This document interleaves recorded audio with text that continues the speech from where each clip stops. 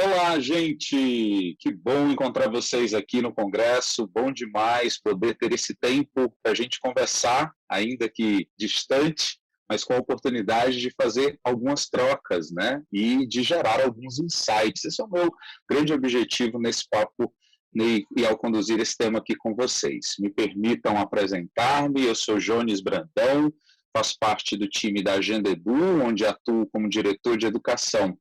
Minha jornada na educação começa lá na sala de aula, enquanto professor, passei pela gestão, direção de escola, também passei pelo mercado educacional, sistema de ensino, editora, recursos, formação, enfim. E há 3 anos atuo, então, aqui na Agenda Edu como diretor de educação, hoje junto do Grupo Eleva, e fazemos parte de um grande ecossistema que está muito interessado em continuar promovendo grandes transformações na educação. Dito isto, estou aqui hoje para falar com vocês sobre equipe. Como vai sua equipe? Sobre a equipe que atua aí na sua escola. E quando eu falo de equipe, eu não estou falando só de professores, então vamos alargar bastante essas fronteiras aí do pensamento de equipe escolar. Estou falando de todos os profissionais que atuam aí na sua escola. E eu quero falar numa perspectiva de inovação. A gente escuta tanto falar sobre inovação disso, inovação daquilo, inovação na escola, inovação de processos, inovação de recursos, inovação de aula. E eu quero falar da inovação pelo olhar da equipe, ou melhor ainda, daquela que precisa começar na equipe.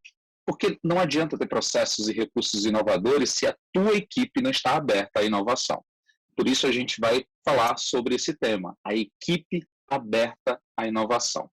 E nesse sentido, eu quero que você vá, enquanto escuta, tentando fazer uma análise, ou uma autoanálise, até anotando pontos essenciais que talvez você precisa testar ou precisa modificar quando o assunto é lidar com a sua equipe aí na escola, tá bom? Bom, eu vou usar alguns visuais aqui e nós vamos dividir esse nosso tempo em 3 blocos. E ao findar de cada bloco eu vou ter alguns convidados aqui que vão interagir comigo, conversar como esse assunto impacta e está acontecendo lá no dia a dia da escola deles, tá? Segura aí que já já vocês vão conhecê-lo. Nesse primeiro bloco, eu quero começar com esse pensamento. Tradição rima com inovação? Vou fazer uma pergunta aqui, né? Antes de ser uma afirmação. Para você, tradição rima com inovação? Sim ou não? A gente tem uma ideia de que são antagônicos, né? Tradição está de um lado e inovação do outro. E parece que a tradição é aquela coisa que precisa ser superada a todo custo, né? Escolas tradicionais, aulas tradicionais, professores tradicionais precisam ser superados. Eu tenho uma dificuldade de pensar assim, porque eu acredito que esses 2 conceitos devem coexistir.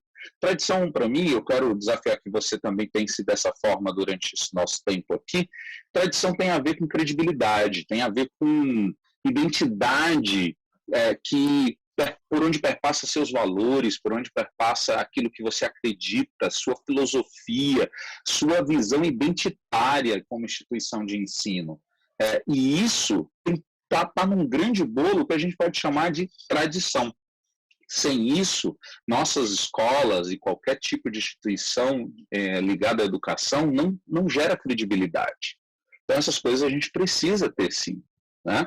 Valores, essências, aquilo que nós acreditamos. Mas inovação?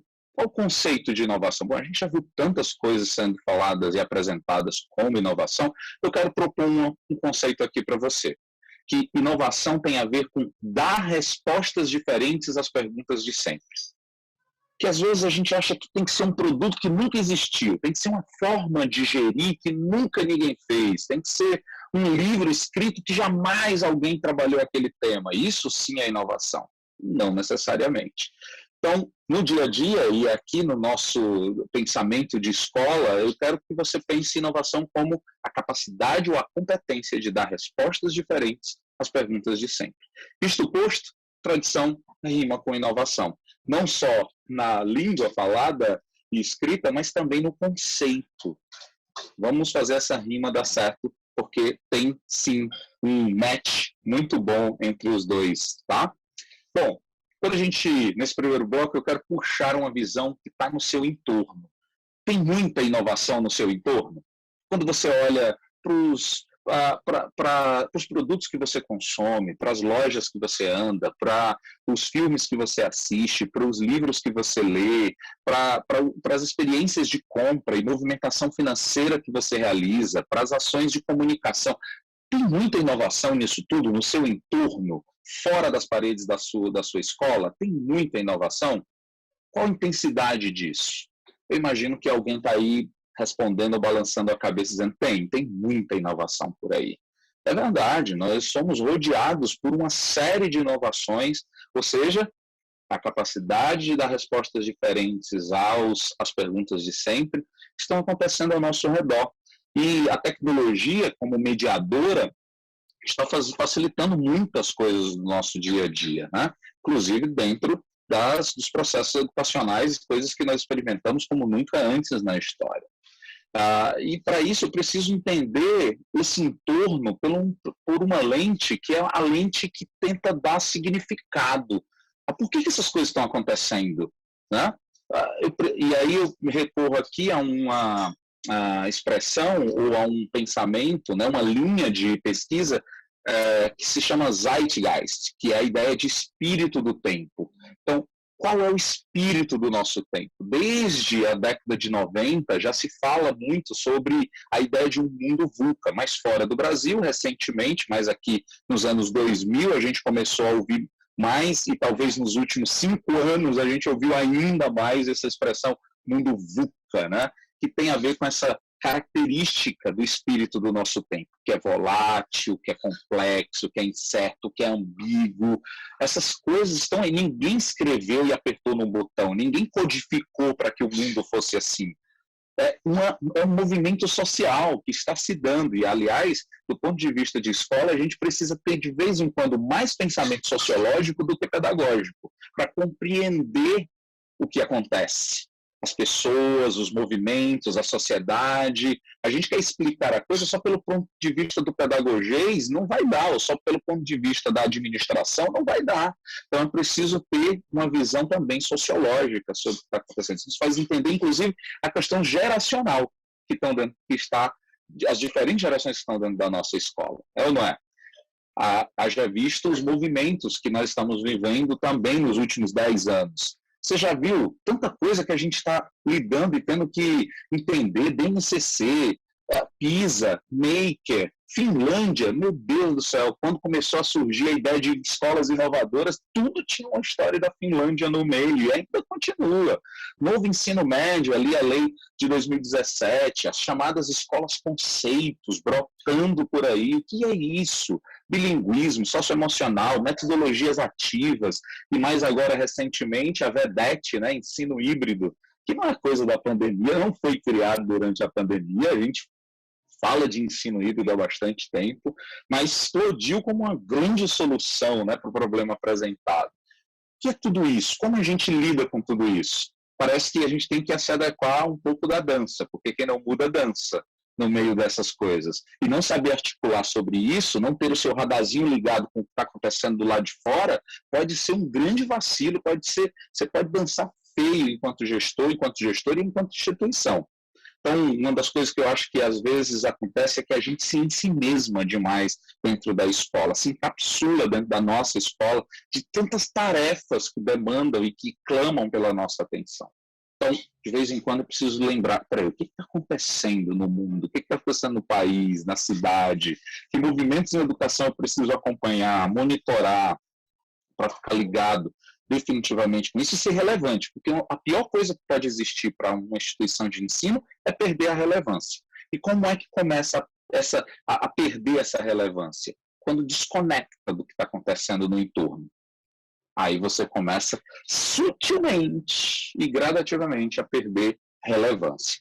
A gente tem grandes dificuldades e a gente precisa chegar em novas soluções.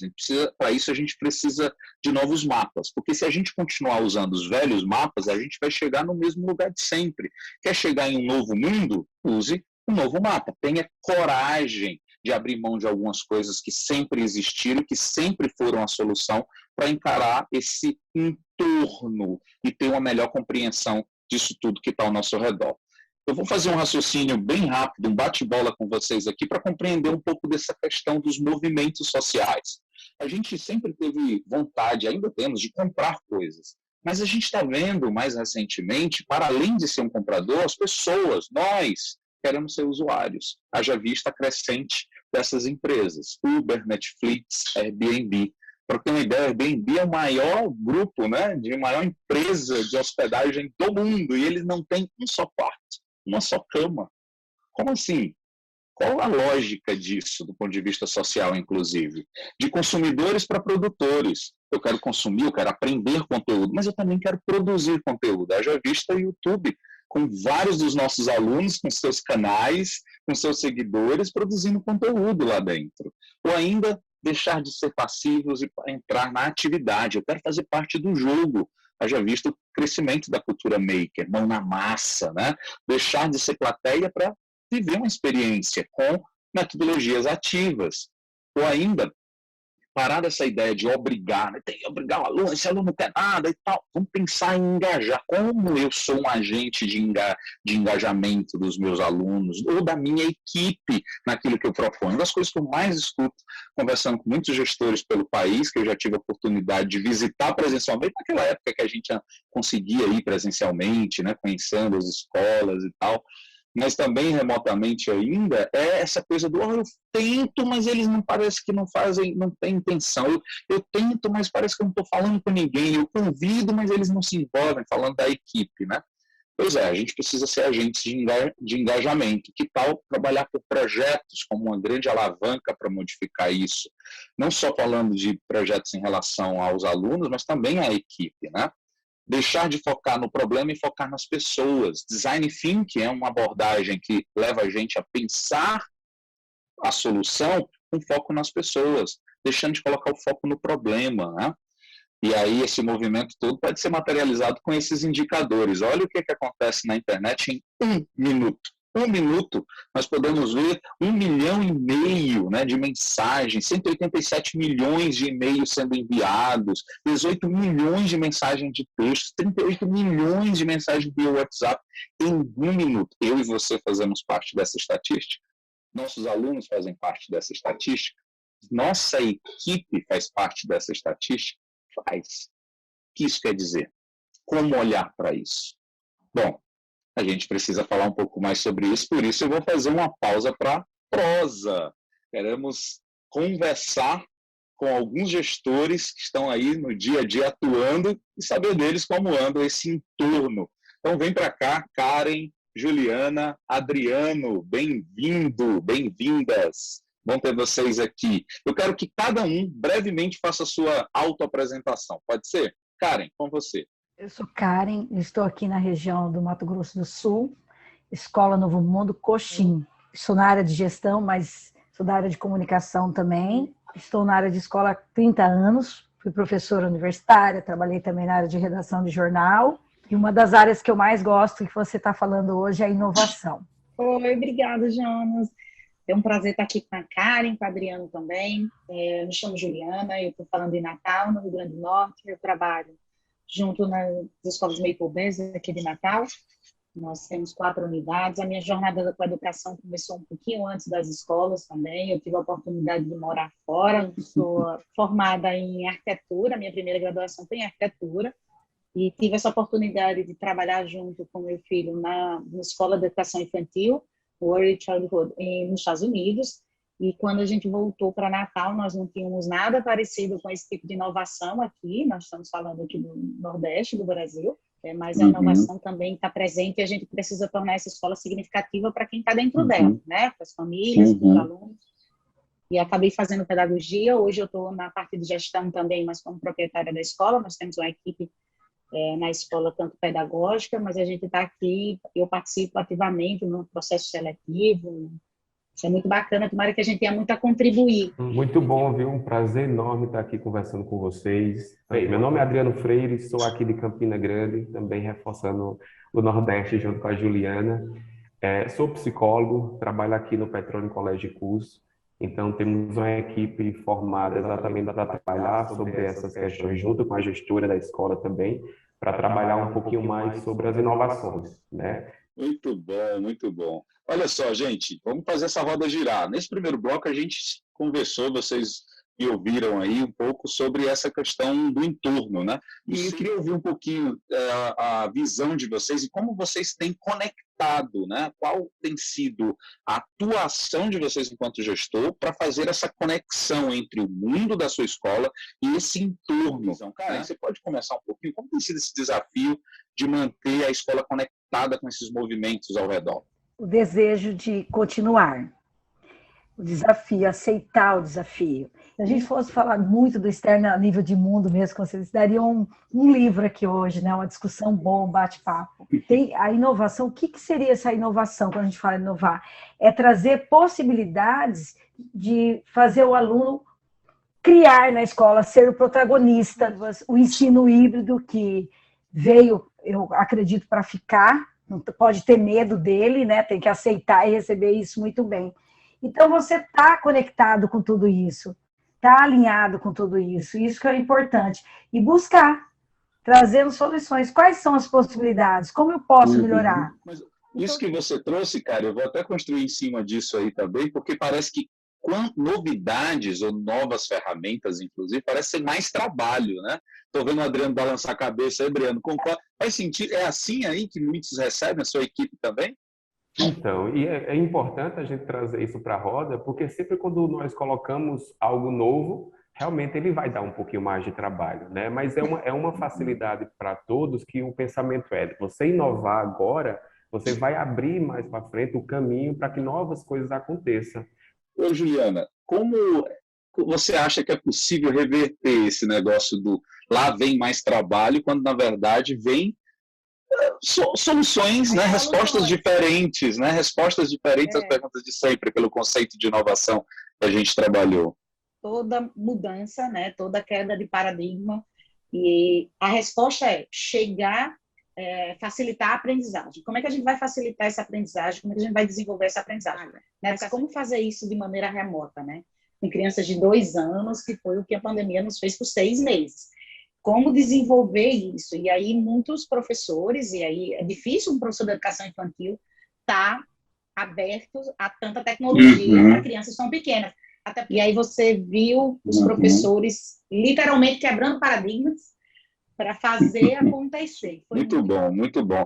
Toda essa onda do acolhimento, do olhar para mais de perto para a nossa equipe, precisa ser bastante carregada da nossa intenção de manter a nossa equipe viva e conectada com esse entorno do qual a gente estava falando, sabe, gente? Porque eu acho que isso produz motivação. Vamos seguir nesse segundo bloco, gente. Eu quero trazer a perspectiva de competências. Desde o final da década de 90, a gente fala ali, durante a década de 90, sobre as competências para o século XXI, a escola do século XXI, que aluno é esse para o século XXI. Mas me parece que algumas dessas falas todas estão entre aquele bolo de tem, mas está faltando, né? Parece que hoje a gente já está na terceira década do século XXI e algumas dessas coisas não se materializaram ainda, né? A gente parece que está pesquisando ainda a respeito. E quando, na verdade, o tempo está passando, ao ponto de não ter, aí dentro da sua escola de educação básica, nenhum aluno do século XX mais. Todos os seus alunos são do século XXI. E aí há quem faça uma crítica, né? Alunos do século XXI, professores e equipe do século XX, e uma escola com pensamento estrutural, né, e processual do século XIX. Bom, eu espero que essa não seja a sua realidade, mas se passar perto disso, fica preocupante e você precisa ligar todos os sinais de alerta, porque a gente está fazendo em rota de colisão, se essa for a realidade, né? Precisa ter uma coerência para a gente buscar esse desenvolvimento das competências na nossa equipe, né, para responder às demandas deste aluno do século XXI. Isto posto, vê se você concorda comigo. Será que essas são algumas das competências valorizadas no mercado de trabalho, qualquer que seja o mercado? Está sempre aprendendo, se comunicar, liderar, trabalhar em equipe, flexibilidade, aptidão para resolver problemas. Será que você concorda com isso? Eu imagino que sim. Eu imagino até que você já está acrescentando mais outros itens nessa lista de competências. Pois é, Isso é buscado, isso é desejado. Nos processos seletivos, isso está todo mundo colocando uma lupa para perceber se o profissional tem algumas dessas competências. E aí eu faço duas ponderações aqui reflexivas para você. Primeira, será que nós estamos buscando isso nos nossos profissionais? E eu estou falando isso em relação ao processo de seleção, mas uma vez que eles estão conosco, eu estou investindo no desenvolvimento dessas competências dos nossos profissionais? Ou ainda, pensar, agora a segunda proposta, que é a proposição para você pensar, o quanto que eu estou sendo intencional em desenvolver essas competências dos meus alunos. Agora, se eu quero ser, ou estou sendo intencional em desenvolver isso nos meus alunos, isso significa que a minha equipe está preparada para isso. Fica atento a isso. Sabe por quê? Porque nós temos uma janela de oportunidade. Nós, gestores. Eu vou dizer 4 janelas, na verdade, né? 4. Cada uma, ela tem uma oportunidade ímpar. Então, vamos lá analisar parte a parte. A primeira janela é o momento da seleção, onde você vai selecionar aquelas pessoas que vão trabalhar com você. Como está sendo o seu critério? Do tipo, bom, estou precisando de um professor de português. O professor de português é a pessoa que fez letras ali, fez uma especialização na área de linguagens, então está valendo. Porque professor é professor, né? Em qualquer lugar, professor de português é professor de português. Será? Se você pensa assim, acho que está na hora de acender uma luzinha aí de alerta. E ainda tem outra coisa, né? Que tipo de profissional vai sobreviver ou ainda vai viver bem dentro da cultura da escola? Porque a busca do fit cultural, aqui na Agenda 2, a gente é muito fascinado por isso. Todo processo seletivo tem uma etapa que a gente chama de fit cultural, é a busca por entender comportamentos na história, na jornada, valores nessas pessoas que se adequam à nossa cultura.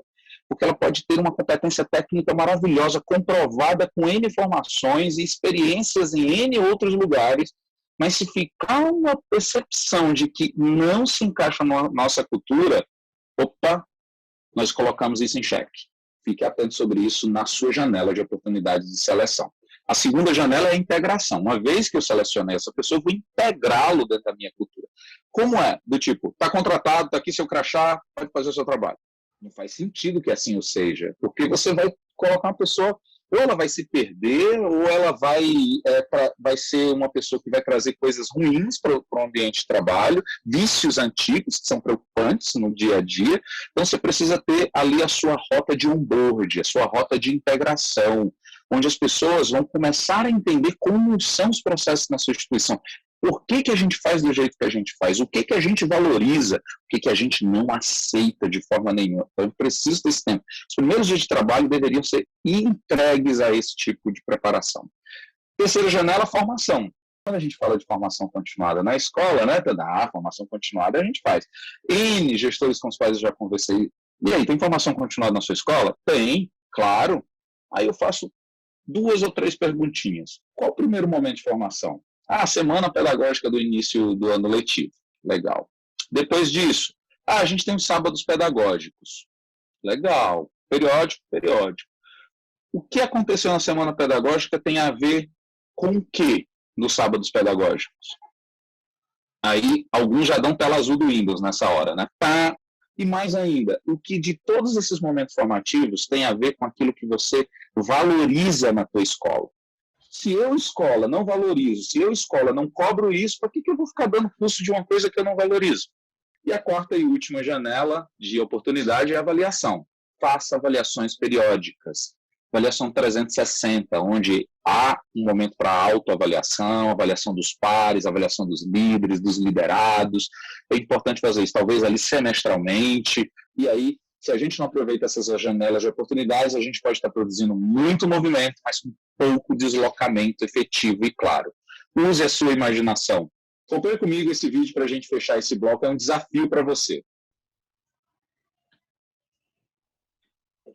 Quantos passes de bola o time branco vai fazer?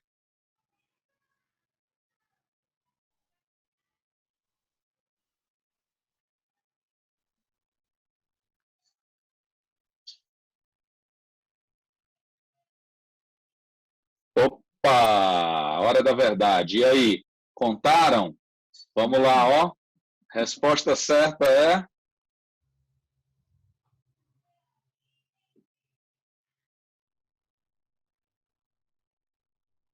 Mas a grande pergunta é, vocês viram o urso dançando o moonwalk?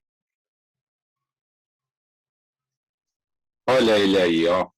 Vai já aparecer ali do lado direito. Olha ele no centro da roda. É fácil perder algo que você não esteja olhando. Você está olhando para a sua equipe em cada uma dessas janelas de oportunidade, está olhando de perto para o seu time.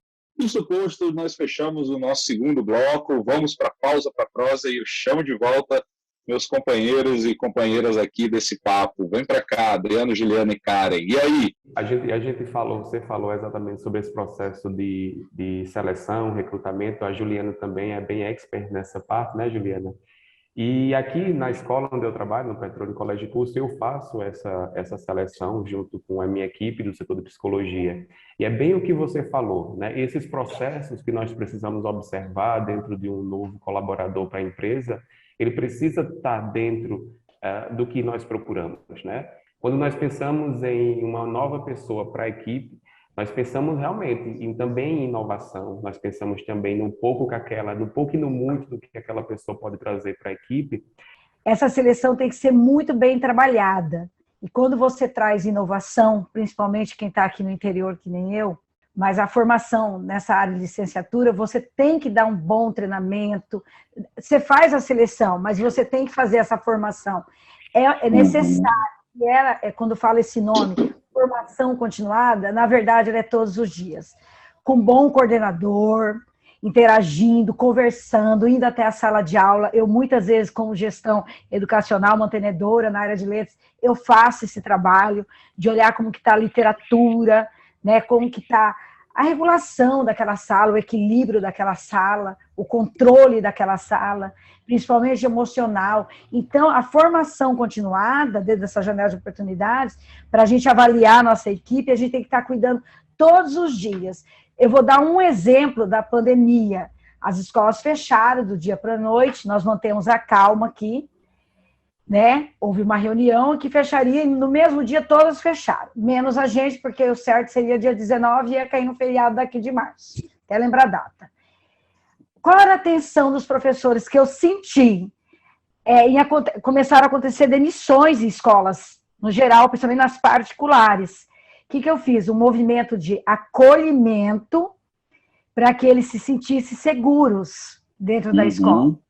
E que não haveria demissão, que a gente ia segurar que estava indo tudo certo. Então, quando a gente gera essa regulação, esse equilíbrio na equipe, até nesse momento de pandemia, para mim, foi show. E sempre sendo transparente, passando para ele como estava acontecendo a situação, como que a gente estava lidando com aquele desafio, como estávamos fazendo todo o processo do plano de biossegurança. Então, isso ajuda muito, ele também saber o que acontece na escola. E isso pode ser na reunião todos os dias, na reunião do café, dos 15, 20 minutos do café, pode ser na entrada, dos 15 minutos que chega antes ou 15 depois, né? Então, isso é importante. Essa rodada tem que acontecer praticamente diariamente. Esse é o momento de inovação. Porque você, antigamente, professor, eu sou dessa época, tá? Até na universidade. Você chegava, dava sua aula e ia embora. A reunião era no conselho geral. Então, hoje, nos tempos de hoje, se faz necessário ter essa disciplina positiva ali, pontuada dentro das metas, de estar liderando na sua comunicação, acolhendo, conversando com o seu profissional. Ele se sentindo empoderado, que está marcando presença nesse território chamado escola. Então, ele se presente. Não é um trabalho para ele ali todo dia, ele tem que se sentir envolvido com esse trabalho. Sim. Quem faz isso somos nós, os gestores, o coordenador, o diretor, né? Então, é esse momento. Ouvir o sentimento de cada um também, de cada professor, como ele está se sentindo, se algo acontece. Então, eu chamo isso também de formação continuada. Excelente! Discutir todos os dias um assunto de geografia, de história, de literatura, a hora do conto. Este ano nós voltamos e eu queria fazer dias diferentes, que eu não havia olhado em sites, em escolas. Eu fiz o dia do PET. As crianças mandavam fotos, eu colocava, eles mandavam na agenda Edu, e eu colocava no Instagram da escola, no Facebook. Qual o seu animalzinho de estimação que te acolheu na pandemia, está te acolhendo? Foi maior sucesso. E esses dias eu fiz o dia do amor. Legal. Aí também fizemos... tudo acolhimento, uma homenagem. Tudo tem solução, que eu falo. São possibilidades. Pô, Karen. Eu pus a minha no plural, tá? Janela. Muito bom, cara. Pô, Karen, muito legal. Acho que você ampliou o conceito aí de formação, né, para algo muito menos institucionalizado e mais orgânico. E eu acho que isso fica uma dica muito legal. A Juliana quer comentar em cima disso também. Não, eu concordo plenamente com a Karen. Karen, no feedback, e aí a gente tinha muito estruturado, assim como o Adriano falou, a gente tem a gente tem a equipe de psicólogos, tanto das salas de aula, que ajuda a equipe de coordenação, quanto também no RH.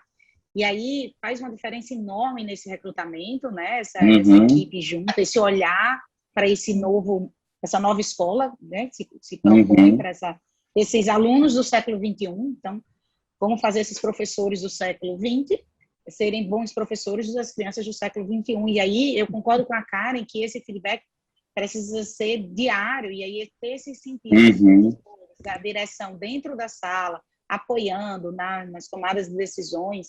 Gente, obrigado por esse papo tão rico. Fechamos aqui o segundo bloco. Nós vamos para o terceiro e último bloco da nossa conversa, que tem a ver com algumas dicas, talvez de caráter mais prático, para você dar essas boas-vindas ao seu time.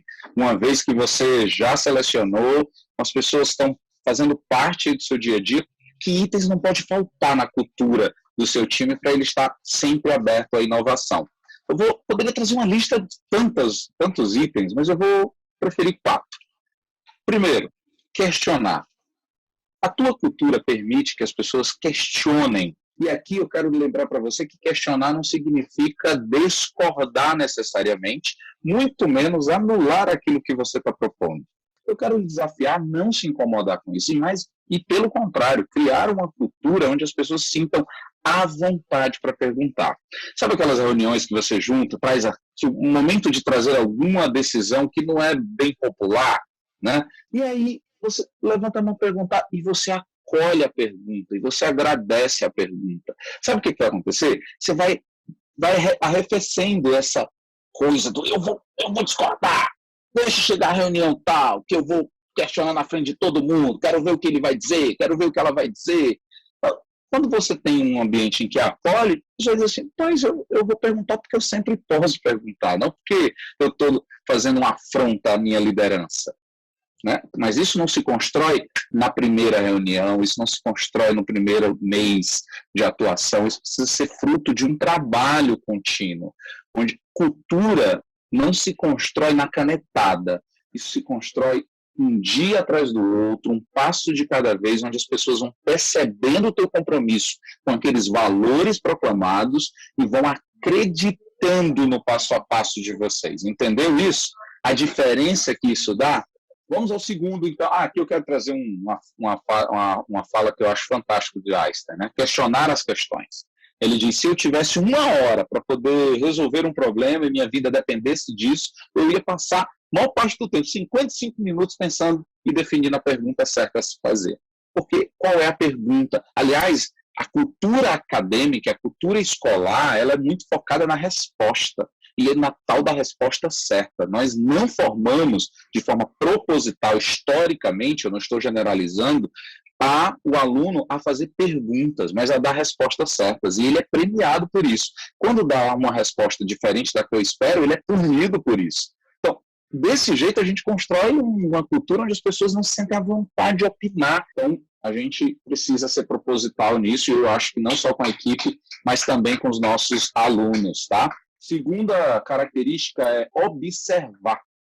Observar o quê? Observar o que está acontecendo dentro da escola, não só focado na sua tarefa, não só focado no seu tempo de trabalho.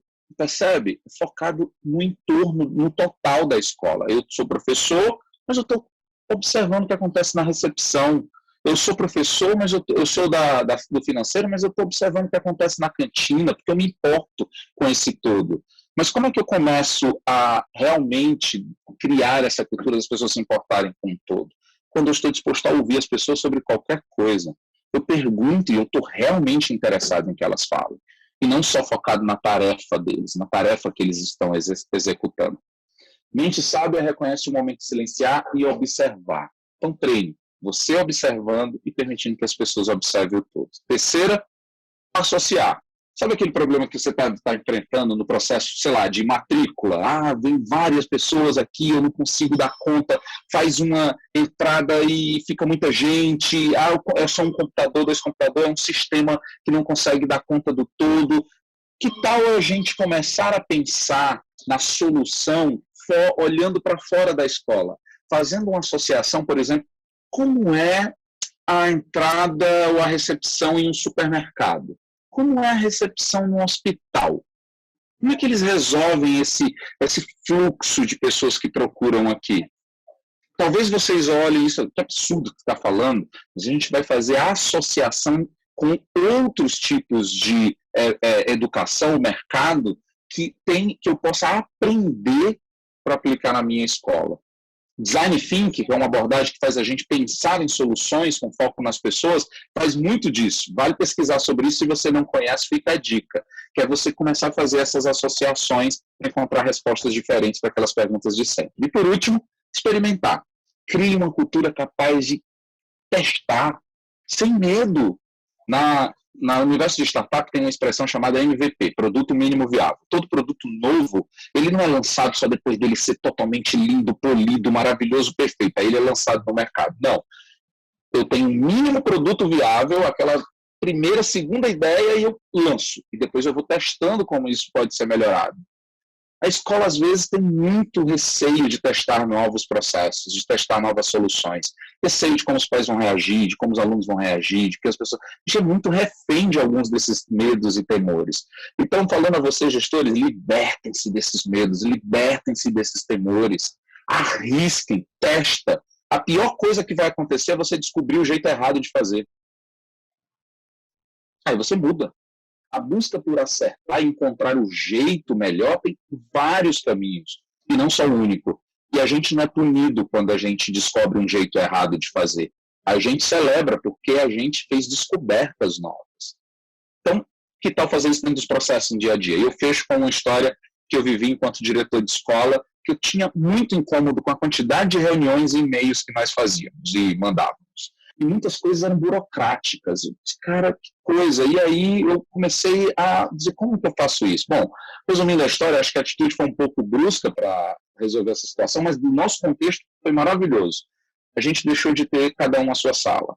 Criamos uma sala compartilhada, estilo coworking, mesão bem grandão, todos, diretoria, coordenadores de segmentos, coordenadores administrativos, gerentes financeiros, todo mundo passou a trabalhar dentro do mesmo ambiente. E nós decidimos toda a escola juntos. Sabe aquela coisa do pedagógico pedir uma verba financeira e ele negar? Porque não é que ele não tinha, porque ele não tinha entendido nem para que servia. Isso morreu porque passamos a montar tudo juntos. O significado estava evidente para todo mundo. Isso não é o único caminho, tá? Estou dizendo que dentro do nosso contexto isso foi maravilhoso. Testar processos, testar formas de dar respostas diferentes às perguntas de sempre. Não tenhamos medo. E assim, nós vamos manter a nossa equipe aberta para a inovação, permitindo questionamento, observando, permitindo que se observe, que falem a respeito do que estão vendo, associando coisas para pensar em novas respostas, experimentando sem medo de dar errado, porque um dia e uma hora vai dar muito certo e vai ser uma festa para todo mundo. Maravilha? É isso, gente. Chegamos aqui ao final do nosso terceiro bloco e eu chamo para o tempo final aqui, Karen, Juliana e Adriano. Quero ouvir vocês, como vocês têm executado aí no dia a dia, de uma forma bem objetiva. Aqui eu queria ouvir de vocês algumas ideias práticas de como vocês têm feito com a equipe para manter ela aberta. A gente fez, para facilitar a comunicação de pais, coordenação e professores, e aí nós criamos representantes de sala, pais, uma PSA, que a gente chama, uma associação de pais e alunos, e aí a gente trabalha com esses pais, escutando esses pais, a direção, inclusive toda a direção administrativa, comercial, Então, nós participamos desses encontros com esses pais para a gente poder ter um pouquinho desse olhar desses pais, as coordenadoras poderem, coordenadores e professores, e aí a gente se reúne não só coletivamente, a gente se reúne a cada 2 meses com todos. Então, a gente entendeu que não necessariamente o que funciona para uma turma funciona para outra. Foi muito bacana poder ter, a gente nunca ficou tão próximo dos pais como a gente ficou na pandemia. Perfeito. Quando você convida as famílias para pensar junto, para fazer junto, você ganha grandes aliados. Estava aqui pensando em tudo que vocês falaram, né? Quando você fala em experimentar, experienciar, uma palavra que eu gosto muito. A gente tem que inovar mesmo. Eu estava rindo aqui internamente e falei assim, meu Deus, dentro da minha missão, visão e valores da escola, eu coloco inovação. E ele vem me falar de inovação. Então, eu tenho isso dentro da entrada da escola, a missão, que fala de inovar, de formar cidadãos, né? Usando, assim, tem uma palavra que eu gosto, mesmo não sei se isso cabe falar usando, mas colocando, internalizando na gente muita resiliência, muita empatia, para você ser um grande profissional. Obrigado, Karen. E para fechar aqui, quero ouvir o Adriano. Conta para a gente, Adriano, o que vocês têm feito aí para manter a equipe aberta à inovação? Então, olha, escutando a Karen e a Juliana, eu já vejo que nós vamos no caminho certo, né? As escolas, elas é o local onde realmente a coisa tem que acontecer, né? Muitas vezes a inovação começa ali e se espalha. Nós sabemos que precisamos de pessoas que sejam criativas, inovadoras. Sabemos ter essa seleção dessas pessoas também, porque faz parte da gente saber o que nós procuramos, mas também dá espaço para que essas pessoas, dentro do nosso trabalho, dentro da nossa equipe, ela possa prosperar. Cabem aos gestores, cabe aos psicólogos traçarem cor da coordenação, traçarem movimentos para fazer com que realmente a família fique mais próxima da escola e, principalmente nesse momento agora de pandemia, o quanto nós não precisamos também desse compartilhamento com a família. É isso mesmo, Adriano. Vamos juntos nesses grandes desafios. Karen, Juliana, Adriano, muito obrigado por vocês participarem desse momento. Muito bom ter vocês aqui no Congresso Socioemocional Livre. Leve um abraço para a equipe de vocês. Quero que todo mundo perceba o time em cada um de vocês aqui, porque é isso, gestor, ele se significa e se revela através do seu time. Então, leve um abraço a todos eles. Mais uma vez, muito obrigado. E também, muito obrigado a você que nos acompanhou remotamente nesse papo. Muito bom ter você aqui em mais uma atração do Congresso Socioemocional Livre. Foi um prazer para mim e grande abraço para vocês. Estamos juntos nessa jornada, junto para manter a equipe aberta para a inovação. Tchau, tchau. E não esqueçam, viu, gente? Sentir é aprender.